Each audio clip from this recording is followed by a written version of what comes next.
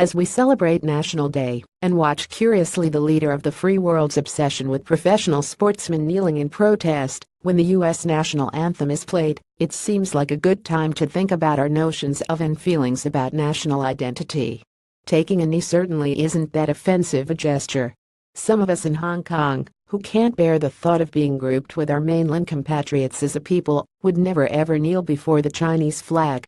But it's clear that if U.S. President Donald Trump had not gone on the offensive and said any protesting player was a son of a BTCH who should be fired, the movement wouldn't have kicked off.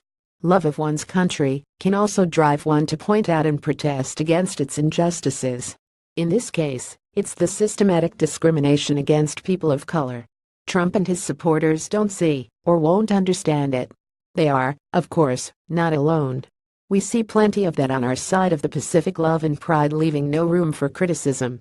NFL Commissioner responds to Donald Trump's comment on players in Hong Kong. Being a patriot is generally looked on as a negative attribute, except when it comes to political high office, when it is a prerequisite for Beijing's approval.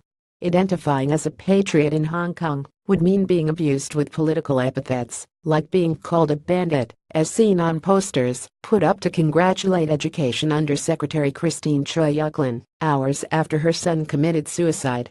National education is a hot-button topic, as are national security legislation Article 23 in the National Anthem Law. Political careers and parties have been founded on opposing these.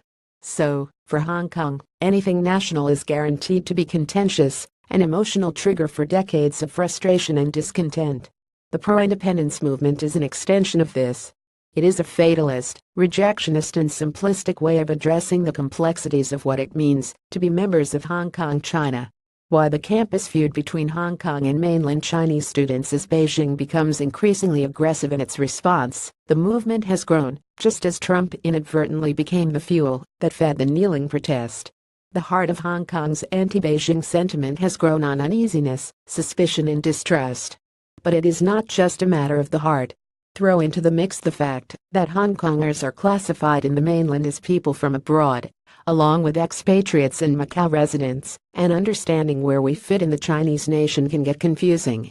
How well do Hong Kongers know the national anthem? Hong Kongers have grown very comfortable with living without a strong national identity. This comes from our colonial past. We do not feel a strong propensity to belong. Our identity has been built on our ability to survive and capitalize from the margins. That is something Beijing is obviously, and increasingly visibly, uncomfortable with and intolerant of. Stereotypes and misperceptions. Hong Kong and mainland Chinese. Beijing and Hong Kong could continue to go down the path Trump is leading in the U.S., where the act of taking a knee can become so blown up as a political issue that it obscures the reasons behind these acts of protest.